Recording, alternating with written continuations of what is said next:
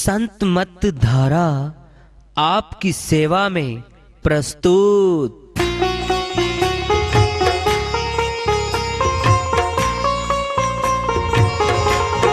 जो चाहता है प्रभु प्यारा वो आओ संत मत धारा। भक्ति भेद बता कर सारा वो कर दे भव के पारा। जो चाहता है प्रभु प्यारा वो आओ संत मत धारा। भक्ति भेद बता कर सारा वो कर दे भव के पारा। जो चाहता है प्रभु प्यारा।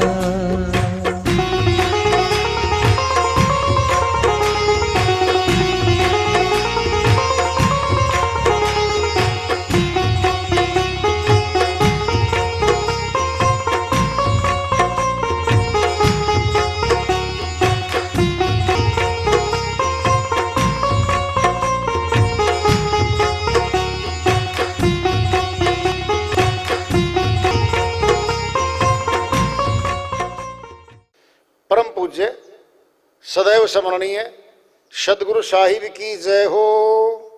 सतनाम साहिब। आदरणीय सर्व संतों की जय हो। उपस्थित आदर के योग प्रभु प्रेमी एवं जिज्ञासु आत्माओं, हम सभी पूर्ण पिता परमात्मा सभी सृष्टियों के रचनहार कुल मालिक हम सबके जीवन का आधार उनकी महिमा को सुनने के लिए एकत्रित हैं। मेरी सभी से अर्ज है कि मैं कोई जगत गुरु नहीं, कोई महाराज नहीं, कोई महामंडलेश्वर नहीं। मैं केवल सभी संतों की चरणों की धूल हूँ और आपका भक्ति मार्ग में सहायक हूँ। मैं अपनी सीधी साधी टूटी फूटी भाषा में, संदुकड़ी भाषा में भक्ति भेद के गूढ़ रहस्यों को उजागर करने वाले विचार आपके समक्ष रख रहा हूँ। यदि अच्छे लगे अपनाएं, नहीं तो गैर जरूरी समझकर विसार दें। हाँ, सत्संग ही एकमात्र प्रभु प्राप्ति का विद्यालय है, विश्वविद्यालय है ये। और हम सभी सत्संग में आए हुए हैं। हम जिज्ञासुओं तभी तो आए हैं। हम पिछले सत्संगों से वार्ता करते चले आ रहे हैं कि चेतावनी से प्रभु प्राप्ति की ओर इस अध्याय को, इस वार्ता को आज फिर आगे बढ़ा रहे हैं। हमरे देखत चले गए बैरी मित्र करोड़, नित्यानंद इस जगत में मचा काल का शोर। स्वामी नित्यानंद जी महाराज अमरलोक के संत हुए हैं। वो अपनी श्रीवाणी में चेता रहे हैं, हमरे देखकर चले गए। हम सभी के देखते देखते यहाँ पर बहुत लोग जा चुके हैं। कुछ हमारे मित्र रहे, दोस्त रहे, रिश्तेदार रहे, कुछ हमारे दुश्मन भी रहे। जिनको हमने दुश्मन के खाने में बैठा रखा था अपने मन में कि ये हमारा दुश्मन ही हो सकता है, वो भी चले गए। नित्यानंद इस जगत में मचा काल का शोर। शोर क्या? खुशी में भी मनुष्य शोर मचाता है। बेटे की शादी है, खुशी है, म्यूजिक संगीत सिस्टम को मंगवाता है, डीजे को मंगवाता है, बाजा गाजा मंगवाता है, ऊंची आवाज में बजवाता है और उस पे गीत संगीत खूब चलवाता है और खुशी में लोग नाचते हैं। क्या होता है गली में? शोर। ये श्रीमान जी अजीबोगरीब टाइप का व्यक्ति है। खुशी में भी शोर करता है, चिल्लियां मारता है और मौत पे भी तो शोर करता है, विलाप करता है, रोता है, हाय हमारा गया।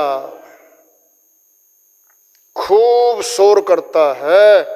उस शोर को सुन के दूर दराज के गलियों के आदमी आने लगते हैं। क्या हो गया भाई इस घर में? कोई मर गया। क्या हो रहा है? शोर। खुशी में भी शोर और मौत पे भी शोर।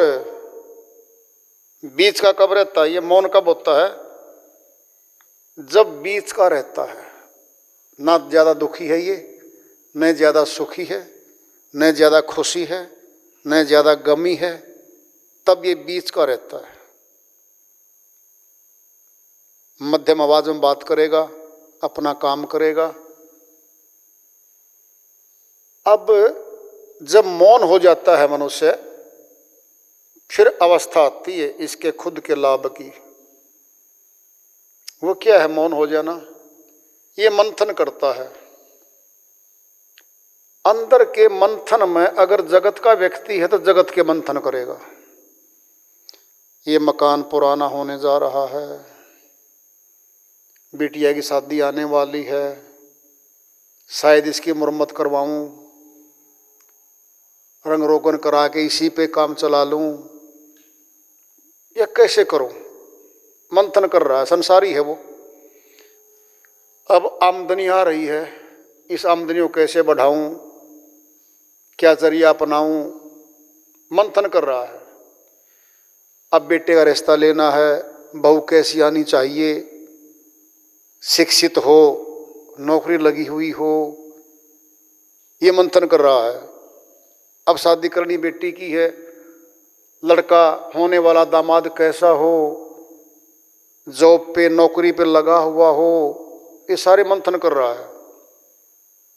मंथन मौन में करता है, ये चुपचाप हो जाता है, तब विचार करता है।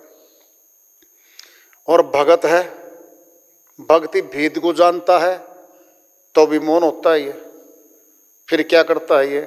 जुट गया, गुरु जी ने कह रखा है, मन लगे ना लगे 2.5 घंटे तो मैंने करने ही है। बैठ गया, 10 मिनट में मन चंचल है, अति चंचल है, फिर खुलती आंख। क्या करें, 2.5 घंटे है। फिर ये भी तो कह रखा है कि 1.25 घंटा एक समय, 1.25 घंटा एक समय कर लो। अब कर तो लूं, ये मन तो नहीं टिकता। मन तो बाहर जा रहा है, खेतों में, खलिहानों में, दुकानों में, मकानों में, चीजों में, अलमारी में जा बैठा। क्या भक्ति है ये? जब मेरा मन नहीं टिक रहा, क्या भक्ति है? साधक प्रश्न करता अपने आप से। ये सभी के प्रश्न हैं, एक के नहीं होते कभी भी। गुरु जी तो कहते हैं भाई ड्यूटी दे, मन जाए तो जाने दे, गए का राख शरीर, मन दौड़े तो दौड़न दे, शरीर को तो पकड़ के रख ले, तो साधना रथ कर दे कम से कम। गुरु जी तो ठीक कह रहे हैं, कबीर साहब की वाणी है, झूठी नहीं हो सकती। बैठ जा, फिर जुट गया, फिर साधना करता है। कभी प्राण की करता है, कभी धुन की करता है, कभी अष्टकमल की करता है, कभी सिमरन कर। सुनो मेरी बात, जब सब कुछ फेल हो जाता है ना साधक का, ना तो यह समाज का बनता है और ना दोनों का बनता है। फिर सिमरन भी तो करना बता रखा है, जबान का सिमरन भी तो है। बिल्कुल है जी, जुड़ जाए सिमरन में। अब सिमरन करने लग रहा है, 1.25 घंटा हो चुका है, तीनों कर लिए है मैंने, दोनों का भी कर लिया है, भजन प्राण का भी कर लिया है और सिमरन भी कर लिया है, पर घंटा तो और चाहिए है ना। इसके साथ भक्ति में बैठते ही, सिमरन में बैठते ही मन का संघर्ष शुरू होता है। और कहता है जी, अब बहुत ऐसे छुपा जाते हैं, बहुत ऐसे सच्ची बोलते हैं बहुत। तो गुरु जी बैठता हूँ मैं, घंटा लिया, फिर मन नहीं मेरा 5 मिनट भी टिका। क्या मेरी भक्ति है? प्रश्न है सबका। जी भक्ति तो है। मेरी भक्ति कैसे है गुरु जी? सारे संसार के काम छोड़ गया, मालिक के नाम पे बैठ गया, तेरे मन का कोई स्विच ऑफ और ऑन बटन नहीं है तेरे पास। स्विच ऑफ, 1 घंटा हुए मन शांत हो जाना, देख ले मैं भक्ति में बैठ गया हूं, ऐसा बटन तो कोई है नहीं कि स्विच ऑफ ऑन ऑफ कर दे, बंद कर दे, चालू कर दे, ऐसा तो कुछ है नहीं। फिर बोलो 1 मिनट में टूट सकता है वो साधक, गुरु चाहे तो वहीं पे टूट तो रहा है 80%। गुरु जी घंटा बैठ लिया, 5 मिनट नहीं मन टिकता, कोई साधन और हो तो बता दो। बहुत बड़ा प्रश्न कर रहा है वो, और हो तो कोई बता दो ना, और तो है भाई। फिर जी बता दो उन्हें, 6 महीने बाद बताऊंगा भाई, इतने सेवा कर। यूं कब है तो भी नहीं बात बढ़ती। क्या चाहिए? जब दिल टूट रहा हो ना, उसको सहारा चाहिए है, उसको मोटिवेशन चाहिए है, शक्ति चाहिए उसको उस टाइम पे। तो गुरुजी कहते हैं भाई चिंता ना कर, जगत के काम छोड़ के, संसारी काम छोड़ के, जब तू बैठा है मालिक के नाम पे, तेरा जितना समय है वो जमा हो रहा है भाई। जी दिखता तो नहीं, बिल्कुल सच्ची बात है, दिखता तो नहीं है भाई। दृष्टांत ले ले पिंड में। अब गुरुजी बोलेंगे जी बताओ, पत्थर है, कुआं है, पहले कुएं से रस्सी जाती थी नीचे बाल्टी भरने के लिए पानी, और रस्सी ताजी है, पत्थर सख्त है, रस्सी मुलायम है, और उस पर 1 बार गई वो पानी भरने, फिर दूसरी बार, फिर तीसरी बार, 1 दिन में तो निशान भी नहीं पड़ा उस पर। बताइए भगत जी, देखा ना कुआं? देखा जी हाँ देखा है। रस्सी देखी, पतली देखी है, पत्थर हार्ड नहीं है जी, हार्ड है। उसमें तो ना 1-1 उंगल गहरे गड्ढे देखे है ना जी, देखे तो हैं। अब बता, अगर पहले दिन या 10 दिन में वो यूं कहने लगे जो खींच रहा है उसको, रस्सी को, जी ये तो नहीं कटता, और कह रखा था गुरु जी ने काटना है ये पत्थर, मुलायम रस्सी से काटना है। बहुतों ने कुएं नहीं देख रखे तुम्हें, इसलिए बता रहा हूं तुमको बात। पहले जब ट्यूबवेल नहीं थे, नल के नहीं थे, मनुष्य बड़ा सयाना शुरू से ये, इसने कुएं खोदे पहले। सुनो ना है, हमने देखे है ना, इसलिए बता रहा हूं तुमको। हमारे गांव में पहला कुआं खुदा था, उसका नाम रख दिया था बूढ़ा कुआं। सबसे पुराना कुआं मैंने बूढ़ा कुआं था वो। 120 हाथ पे पानी आता है। 120 हाथ किसको बोलते हैं? 1.5 फुट 1.25 फुट का एक होता है यो हाथ, कोनी से आगे आगे आगे वाले हिस्से को हाथ बोलते हैं। 125 फुट पे पानी है। जब देखते थे ना, सितारा सा चमकता, पानी नहीं चमकता, सितारा सा, इतनी दूर होता था वो। और सुनना है, पूरे गांव का एक ही कुआं, सब महिलाओं को जरूरत, घर घर में पीने के पानी की बात है, नहाने का पानी वहां से नहीं, बर्तनों का वहां से नहीं, कहीं से नहीं है, पीने का है। बाकी जोड़ तालाब होते थे, जिन तालाबों में शुद्ध पानी इकट्ठा करता था मनुष्य, जिसके अंदर न पशु जा सकते थे, न मनुष्य साबुन वो कपड़े धो सकते थे, वो पानी अलग से था। तो मैं तुम्हें बता रहा हूं, हमने देखा था, तो उस पे ना 1-1, 1.5 इंच, 2-2 इंच के गहरे गड्ढे पड़े हुए देखे थे पत्थरों पे, जब कुएं से पानी भरते थे भाई। अब तो पहली क्लास में, दूसरी क्लास में कुएं का चित्र दिखा के पढ़ा जाता है बच्चों को कि ऐसे कुआं होता था, ऐसे बाल्टी होती थी, ऐसे रस्सी बनती थी, ऊपर से खींचा जाता था, तब पानी बाहर आता था। पहले तो प्रैक्टिकल था, दिखा जाता था, चलो भाई देखो। अब नहीं है, चूंकि बदल गया मौसम, बदल गया, क्या बोलते हैं, तरक्की बदल गई, मनुष्य की तरक्की ज़्यादा कर ली, अब तो घर घर में टूटी आ गई है। वाटर सप्लाई सरकार की तरफ से गली गली गांव गांव आकर के रसोई तक पानी आता है। अगर सप्लाई नहीं आता तो ये ट्यूबवेल घर खुद का लगाता है, समर्सिबल घर में लगाता है, उसका पानी सप्लाई करता है। तो भाई साधक जी, उस पे पत्थर पे पड़ती है जी, पड़ती तो है। अब देख भाई, जिस प्रकार से बहुत अभ्यास के बाद, बहुत समय के बाद उस पत्थर पे कट हो गया और पत्थर पे गहरा निशान हुआ। काटा किसने? कोमल रस्सी ने काटा है। पत्थर कितना हार्ड होगा जी है। ऐसे ही बनेगा अभ्यास। उस अभ्यास के द्वारा मन धीरे धीरे धीरे धीरे टिकने लगता है। अगर कोई कह दे ना, एक बाबा जी बैठा है नया शहर के बाहर, गांव के बाहर, ऐसा मन का देता है, बस एक बार डलवा लो गले में, मन तो कंट्रोल हो जाता है। या कोई ऐसा मंत्र बोलने का देता है, धोखा है, ये झूठ है, सरासर झूठ है। कोई मशीन नहीं बनी, कोई बटन नहीं बना, आज तक न कभी बन सकेगा। जो मन को बंद कर दे, मन की चंचलता को ठहरा दे और तुम्हारे मन को 2 घंटे रोक दे, ना बना है ना बन सकता कभी। क्यों? मन ही काल की शक्ति है। सुनना चोर कहाँ आते हैं? जहां धन, एक सेठ जी के 4 कमरे हैं,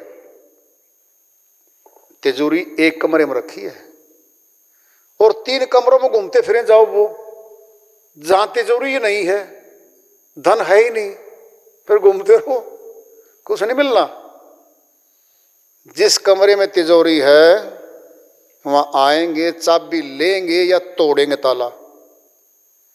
यानी जहां धन रखा है वही हाथ गया और वहीं से निकाल लिया माल। समासों का धन है आत्मा के पास। आत्मा को मिला है धन समासों का। चोरी कौन करेगा? मन करेगा। कौन है? नाम है इसका महाचोर। क्या नाम है मन का? महाचोर। चोरों का राजा है ये। हथियार पता क्या है? 5 इसके पास है, 5 हथियार है इसके पास। काम, क्रोध, लोभ, मोह और अहंकार।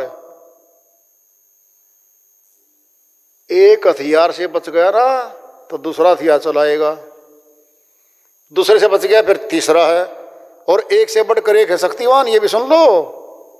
एक क्या है? चक्कू। दूसरा क्या है? बड़ा छुर्रा। तीसरा क्या है? तलवार। चौथा क्या है? बंदूक। और 5वां क्या है? तोप। देखो, एक से बढ़कर एक हथियार आएंगे इसके पास। इतने खतरनाक हथियार है मन के। सोचो, पहले भीतर बैठा है, महाचोर है, चोरी श्वासों ही करनी है, फिर कहां जाके करेगा? पड़ोसी के? नहीं। और सुनना है, सुनोगे? जब बचत करते हैं ना तो धन इकट्ठा होता है।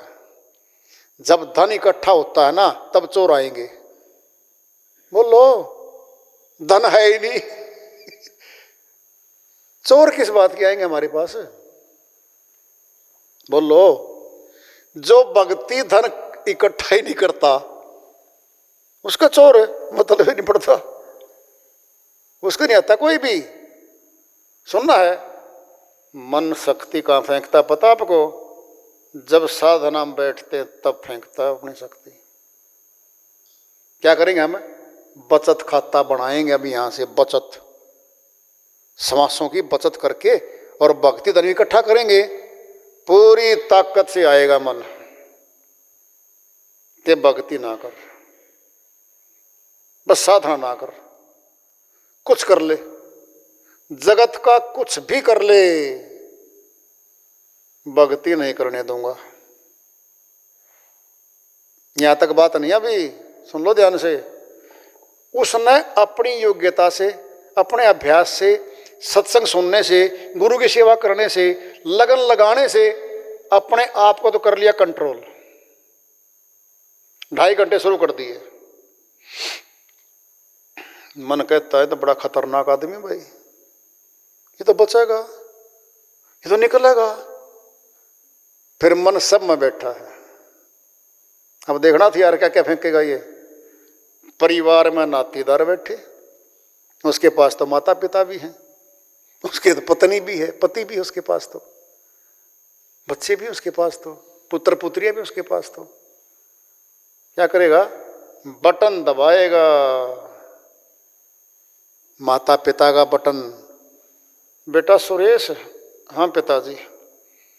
भाई 2.5 घंटे वाली भक्ति यू कहाँ से ठा लिया तू? क्या? अरे 5 मिनट में भाई हम तो धोख मार लिया करते, देवी का देव का अगर जो मत्था टेक लिया करते, रे बस अपना काम पे जाओ। ये कौन सा ठा लिया तू 2.5 घंटे का? पिताजी क्या बात थी? भाई मन तो पसंद नहीं है तेरी चीज। क्या पिताजी शराब पीता हूं मैं? नहीं बेटा। क्या जुआ खेलता हूं 2.5 घंटे? कहता नहीं करता। खर्चा करता हूं? नहीं करता। फिर क्या करता हूं? मुझे नहीं सुहाता। बोलो, मुझे नहीं अच्छा लगता। अब पेंच टाइट करेगा वहां से। अगर साधक बोल देता भगत, फिर मैं तो करूंगा अभी। तू करेगा? फिर अलग हो गए करना, तुझे अलग कर दूंगा। खूब धमकियां देगा वो। दृष्टांत बाप का है, पत्नी पे ले लो, पति पे ले लो, ये भी ऐसे करते, नातीदार तो वही हैं। क्या होगा? जब हमने अपने आप को कंट्रोल कर लिया, साधना पक्की पक्की कर ली, बढ़ा ली, हम जुट रहे हैं और निशान डाल रहे हैं पत्थर पे, फिर परिवार के नातीदारों के द्वारा रुकवाएगा। उनको भी क्रॉस कर गया, सुनना जरा, उनको भी ये झेल गया। देखी जाएगी जैसा होगा। जब साधक घर वालों की भी रुकावट को पार कर जाएगा, फिर इसके मित्रगण, इसके रिश्तेदार आएंगे, वो तानाकसी करेंगे कि इसको तोड़ दो, ताना मार मार के। फिर तीसरा संघर्ष, उनको भी ये पार कर गया, बस फिर दयालु का पंजा आएगा, इसकी सहायता भी करेगा, मार्गदर्शन भी करेगा, जगत के काम भी करेगा, और ये शरणागति होने लगेगा। फिर लोक लाहूं परलोक निबाहूं पे आके, आसन है ये बहुत बड़ा, वहां आके बैठ जाएगा ये। तो इसलिए संघर्ष तो मन का रहता है इसके साथ, लेकिन क्रॉस करना पड़ता है, पार करना पड़ता है, और कोई तरीका नहीं है कहीं दूर तक भी।